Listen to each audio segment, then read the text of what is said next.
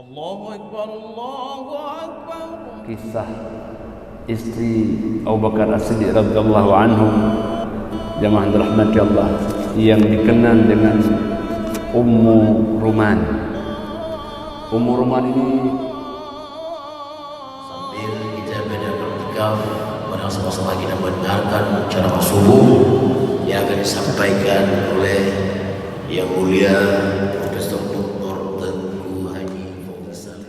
من نعمته تتم الصالحات الذي خلق سائر الكائنات، ثم الصلاة والسلام على سيد السادات نبينا وحبيبنا محمد صلى الله عليه وسلم. اللهم لا علم لنا إلا ما علمتنا، اللهم علمنا ما ينفعنا وانفعنا بما علمتنا إنك أنت العزيز الحكيم. فقال جل شأنه في كتاب الكريم وهو أصدق القائلين وبهدي يهتدي المهتدون. أعوذ بالله من الشيطان الرجيم. بسم الله الرحمن الرحيم. يا أيها الناس اتقوا ربكم الذي خلقكم من نفس واحدة وخلق منها زوجها وبث منهما رجالا كثيرا ونساء واتقوا الله الذي تساءلون به والأرحام إن الله كان عليكم رقيبا. الحمد لله, segala puji bagi Allah atas nikmat yang Allah anugerahkan kepada kita.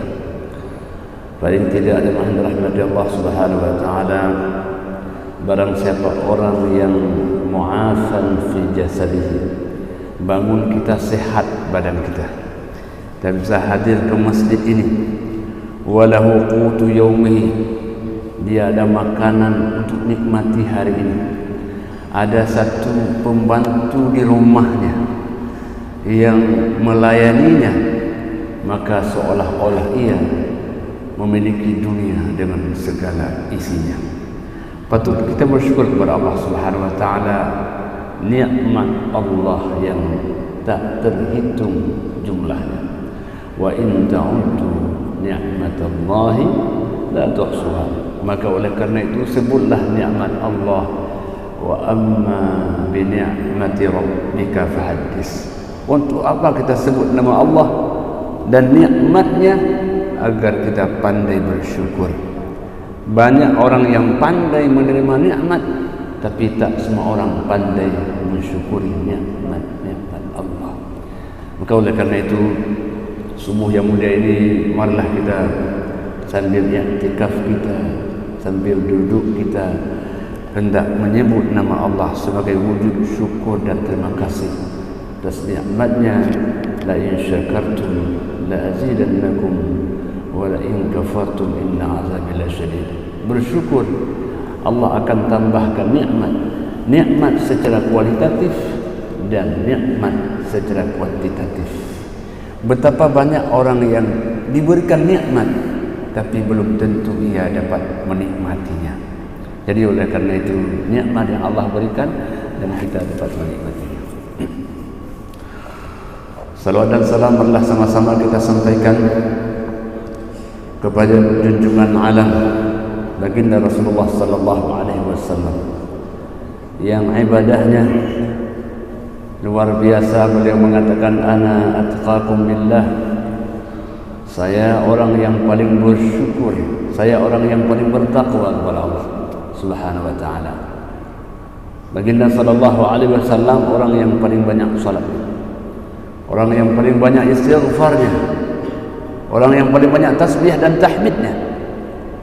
Apabila orang bertanya, ya Rasul, bukankah engkau telah diampuni dosa-dosamu yang lalu dan dosa-dosamu yang akan datang? Untuk apa beristighfar sebanyak itu? Nabi menjawab, afala akunu abdan syakura, bukankah aku ingin menjadi hamba yang pandai bersyukur? Jemaah dirahmati Allah Subhanahu wa taala, bicara tentang Rasulullah, tentu kita bicara juga tentang sahabat-sahabat Rasulullah.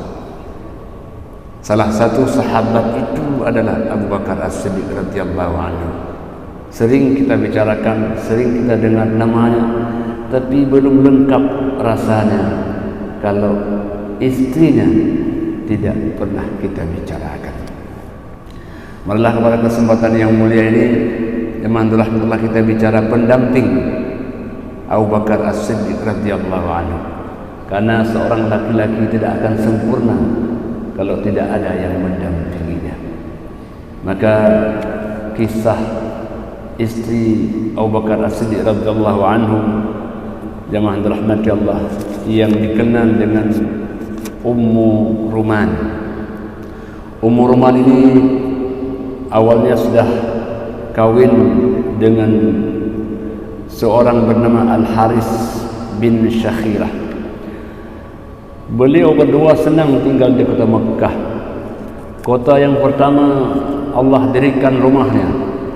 Inna awwala baitin wudi'a lin-nasi lalladzi bi Makkah mubarakan wa hudan lil-'alamin. Sebelum ada rumah-rumah yang lain, Mekahlah Allah berikan rumah pertama yang disebut dengan Baitullah. Belum lengkap hidup kita dalam dunia ini, kalaupun kita sudah menjenguk dan mengunjung rumah-rumah yang lain, sebelum Baitullah, rumah Allah yang satu ini, belum kita kunjungi. Maka beliau Ummu Ruman dengan suaminya Al-Haris pindahlah ke kota Mekah. Zaman rahmatullah tinggal di kota Mekah, di kawasan tinggalnya Abu Bakar As-Siddiq radhiyallahu anhu, menikmati suasananya indah, alamnya luar biasa. Tak lama kemudian suaminya Al-Haris pun meninggal dunia.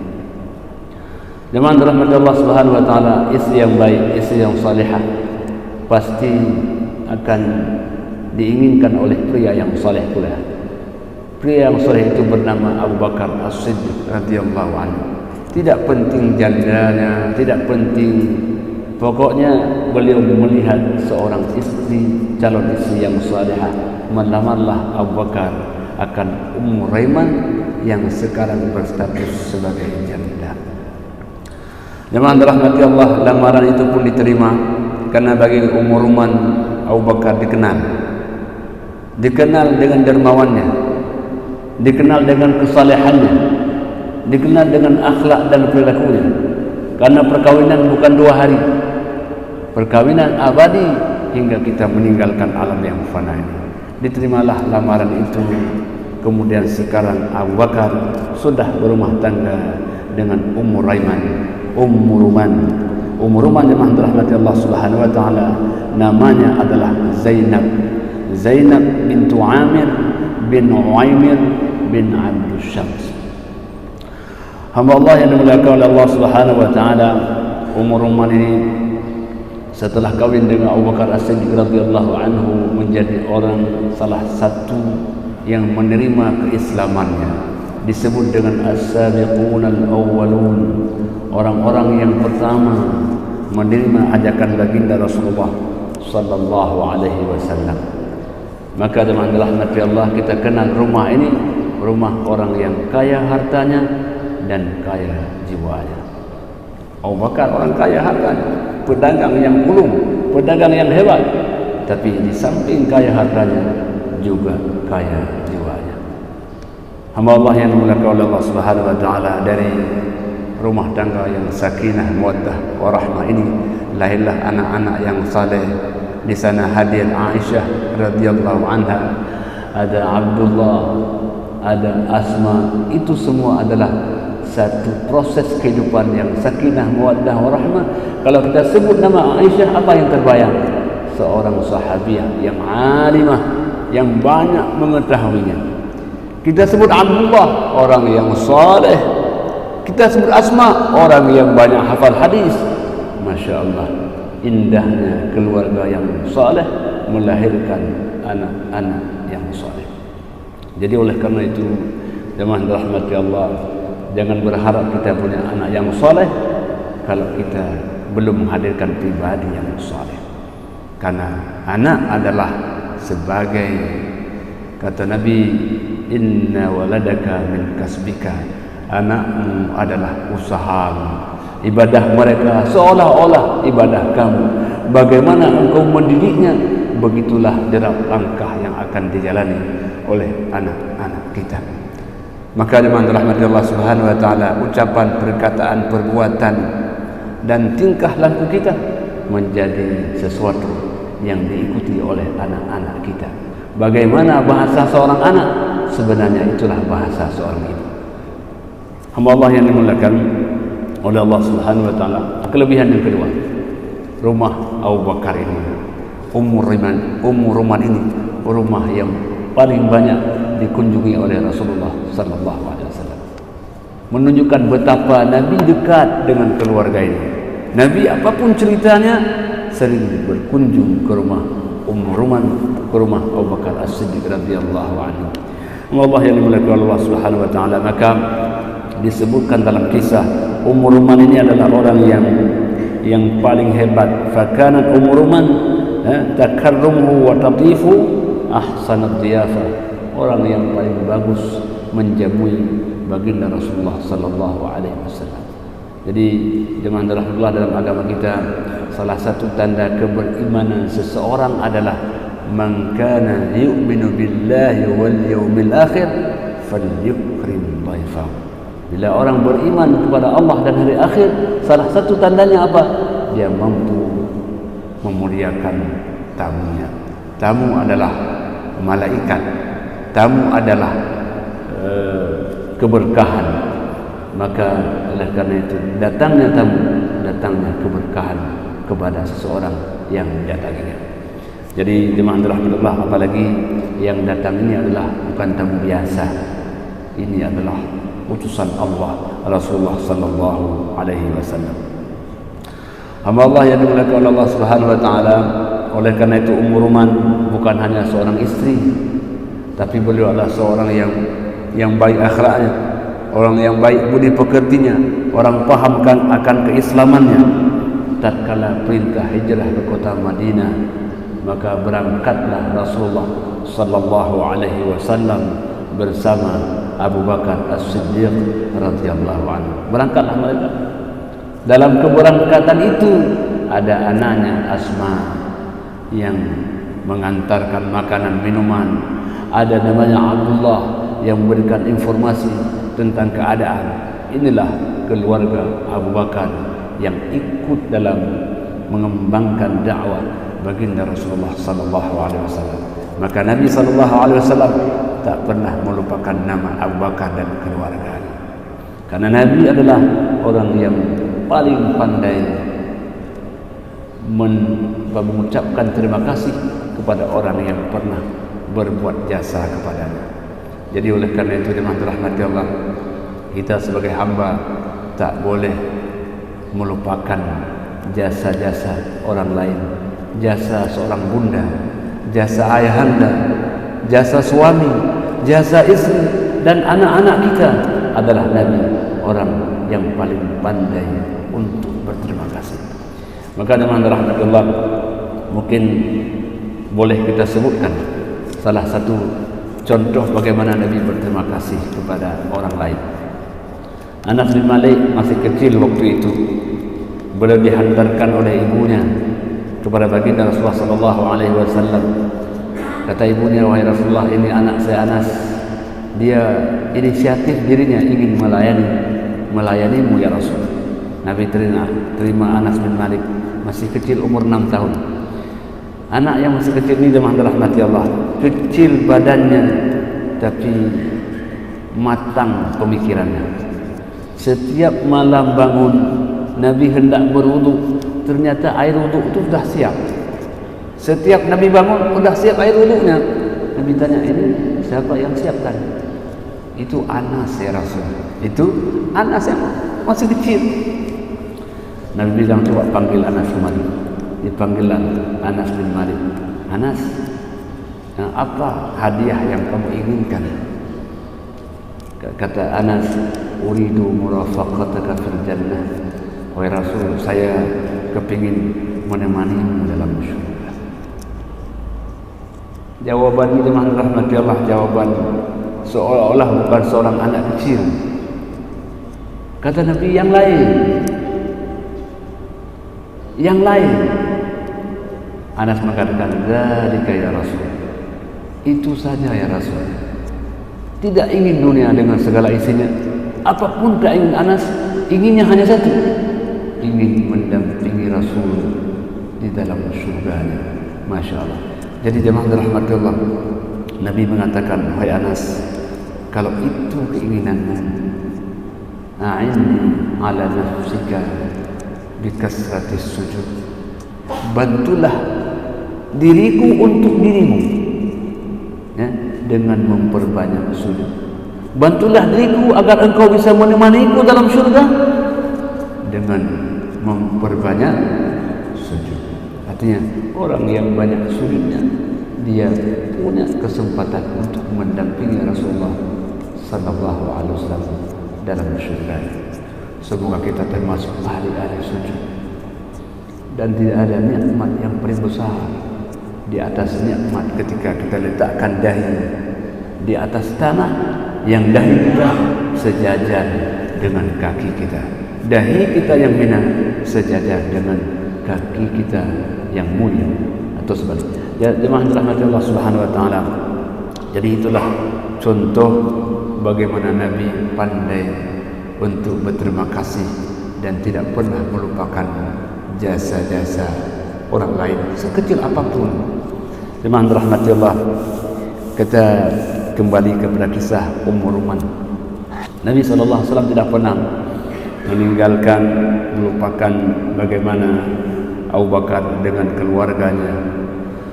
Hamba Allah yang dimuliakan oleh Allah Subhanahu wa taala, berangkatlah Rasulullah sallallahu alaihi wasallam dan Abu Bakar As-Siddiq hijrah dari kota Mekah ke kota Madinah. Mekah adalah kota yang unik karena Mekah kota yang asal katanya Bakkah. Mana Bakkah artinya kota yang dalamnya bisa menghadirkan orang menangis. Bakia yabki. Orang kalau kota Mekah hadir di sana, dia sangat mungkin meneteskan air mata. Teringat inilah sebagai miniatur ketika kita hadir pada mahsyar. Tidak ada pepohonan, tidak ada tumbuh-tumbuhan, tidak ada tempat berlindung. Paling-paling dalam masjid yang merasa kita dingin adanya. Di luar masjid rasanya luar biasa panasnya. Ya Allah, maka orang meneteskan air mata. Linangan air mata itulah kata sebahagian disebut dengan Makkah, tempat linangan air mata. Orang kalau ingin bahagia itu mesti meneteskan air mata, karena cucuran air mata itu salah satu simbol kebahagiaan. Kalau sudah saking senangnya itu menangis atau ketawa? Orang kalau saking senangnya dia pasti menangis, karena menangis adalah salah satu tanda kebahagiaan. Jemaah rahmatullah, meninggalkan kota Mekah berangkat ke kota Madinah. Hamba Allah maka disebut oleh Sayyidah Aisyah radhiyallahu anha, lamma hajara Rasulullah sallallahu alaihi wasallam khalfan, ketika Nabi sallallahu alaihi wasallam hijrah ke kota Madinah, maka beliau meninggalkan keluarganya, anak-anaknya. Falamma istaqarra, ketika keadaan sudah baik di sana, maka diutuslah Zaid bin Harithah. Zaid bin Harithah diutus ke kota Mekah dan bersamanya ada Abu Rafi'. Abu Bakar mengutus Abdullah bin Uraiqit. Untuk apa diutus? Untuk menjemput keluarganya, di mana keluarganya masih berada di kota Mekah, untuk dibawa kemudian ke kota Madinah, hidup bersama di kota Madinah. Maka dulu jemaah rahmatullah bukan Madinah namanya Yathrib.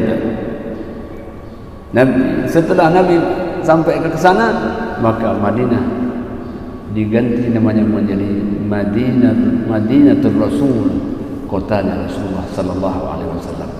Madinah itu bermakna kota yang berperadaban, beragam orangnya, tetapi hidup rukun dan damai bersamanya. Itulah Madinah. Jadi oleh karena itu sifat orang Madinah yang lembut, orang yang hidup bisa bersama, siapapun bisa hadir, itu karakteristik orang-orang Madinah. Di sanalah Rasulullah mengembangkan dakwahnya karena keadaan karakter masyarakat yang luar biasa indahnya. Belum Nabi sampai ke kota Madinah, Nabi sudah diterima dan sudah beriman kepada baginda Rasulullah sallallahu alaihi wasallam. Itulah unik. Mereka tak pernah melihat wajah Nabi, tapi mereka sudah beriman kepada Nabi. Bagaimana? Makanya dengan rahmat Allah, ketika Nabi hijrah ke kota Madinah, orang Madinah sudah merindukan melihat wajah Nabi itu apa, bagaimana wajah Rasulullah sallallahu alaihi wasallam. Maka tatkala Nabi berangkat, beliau berhenti di Quba 3-4 hari. Orang Madinah sudah naik ke atas bangunan, ada naik ke atas pohon kurma, melihat yang mana Rasulullah. Maka dijemputlah Nabi di Quba. Wahai Rasul, sudah lama orang merindukanmu. Ayolah kita berangkat ke kota Madinah, berangkat Rasulullah sallallahu alaihi wasallam. Jadi keberangkatan di sana Nabi disambut dengan satu alunan Tala'al badru alaina min saniyatil wada'i wajaba syukru alaina ya da'a lillahi da'i. Jadi Nabi itu disebutkan oleh orang Madinah sebagai Al-Badr, bulan purnama di tengah malam yang gelap gulita. Begitulah kegembiraan orang-orang yang berada di kota Madinah. Jemaah dirahmati Allah Subhanahu wa taala, maka diutus Abdullah bin Uraiqid, kemudian ada sepucuk surat kepada Abdullah bin Abu Bakar agar beliau membawa ibunya Ummu Ruman, saudarinya Aisyah dan Asma untuk diberangkatkan dari kota Mekah menuju kota Madinah. Dalam waktu bersamaan bertemu dengan Talhah yang ingin juga akan berangkat ke kota Madinah. Berangkatlah mereka secara bersama-sama dari kota Mekah menuju kota Madinah. Ada juga Saudah bin Zam'ah, Ummul Mukminin, jemaah dirahmati Allah. Dan kemudian baginda sallallahu alaihi wasallam di kota Madinah, pertama beliau membangun masjidnya, yang kedua beliau membangun rumah-rumah inilah kemudian ditempati oleh keluarganya. Begitulah kemandirian Rasulullah sallallahu alaihi wasallam. Nabi sallallahu alaihi wasallam dengan segala apa yang beliau miliki, beliau adalah orang yang paling mandiri. Beliau ketika berangkat ke kota Madinah, rupanya Abu Bakar sudah menyiapkan 2 kenderaan, satu untuk beliau, satu untuk Rasulullah sallallahu alaihi wasallam. Nabi bilang, "Ini berapa harganya?" "Enggak ya Rasul, ini untuk engkau." "Jangan sebut harganya." Begitulah Nabi ingin berangkat dengan kemandiriannya, ingin agar pahala penuh Allah berikan kepadanya, sehingga Nabi ingin membayar harga kenderaan itu karena mewujudkan bagaimana Rasulullah sallallahu alaihi wasallam ketika beliau berbuat karena Allah dengan harta dan jiwanya. Hamba Allah yang dimuliakan oleh Allah Subhanahu wa taala, maka di Madinah Al-Munawwarah Rasulullah sallallahu alaihi wasallam membangun rumah tangganya dengan Aisyah radhiyallahu anha. Maka semakin kuatlah hubungan dengan keluarga Abu Bakar. Itu Abu Bakar sebagai sahabatnya dan itu Aisyah sebagai istri daripada baginda Rasulullah sallallahu alaihi wasallam. Jadi jemaah rahmatullah, tidak ada salahnya orang mengawinkan anaknya dengan anak temannya. Kenapa demikian? Karena mereka sudah saling mengenal, mereka tahu latar belakangnya, dan mereka akan mudah terbangun kehidupan keluarga antar rumah tangga ini. Maka jemaah rahmatullah, terbangunlah ar-rawabit bainal baitaini karimataini, dari 2 rumah yang mulia, rumah Rasulullah sallallahu alaihi wasallam dan rumah Abu Bakar As-Siddiq radhiyallahu anhu. Jemaah dirahmati Allah, sekelumit kisah Ummu Ruman ini memberikan teladan kepada kita sebagai ayah dan kita sebagai ibu, bahwa kehadiran kita ayah dan ibu menentukan masa depan anak kita. Kesalehan anak-anak kita sangat tergantung pertama kepada keluarganya. Al-ummu al-madrasatul ula, ibu adalah sekolah yang pertama sebelum sekolah yang sebenarnya. Bahasa yang ditiru, akhlak yang dilakukan, dan gerak-gerik seorang ibu menjadi milik yang sempurna bagi seorang anak. Ketika ibunya baik, ibunya membaca Quran, ibunya salat, anaknya pun ikut salat. Kan banyak anak-anak yang salat, kalian lihat ibunya melaksanakan ibadah salat. Kenapa demikian? Ibu adalah guru yang terbaik sebelum guru yang ada di sekolahnya. Mungkin demikianlah yang dapat kita bacakan. Hadanallahu wa iyyakum ajma'in. Wassalamualaikum warahmatullahi wabarakatuh. أعوذ من الشيطان الرجيم. بسم الله الرحمن الرحيم. الحمد لله رب العالمين. اللهم صل وسلم على سيدنا محمد في الأولين، وصل وسلم على سيدنا محمد في الآخرين، وصل وسلم على سيدنا محمد في النبيين، وصل وسلم على سيدنا محمد في المرسلين، وصل وسلم على سيدنا محمد في الملأ الأعلى إلى يوم الدين، وصل وسلم على سيدنا محمد وعلى آله وصحبه أجمعين. ولقد أشرت لنعت من أوصافه تحيي القلوب تهيج الأشجانا، والله قد أثنى عليه فما يساوي القول منا أو يكون ثنانا، لكن حبا في السرائر قد دعا لمديح صفوة ربنا وحدانا، وإذ امتزجنا بالمودة ها هنا نرفع أيدي فخرنا ورجانا، للواحد الأحد العلي إلهنا متوسلين بمن إليه دعانا، مختاره وحبيبه وصفيه زين الوجود به الإله حبانا، يا ربنا يا ربنا يا ربنا بالمصطفى اقبلنا أجب دعوانا،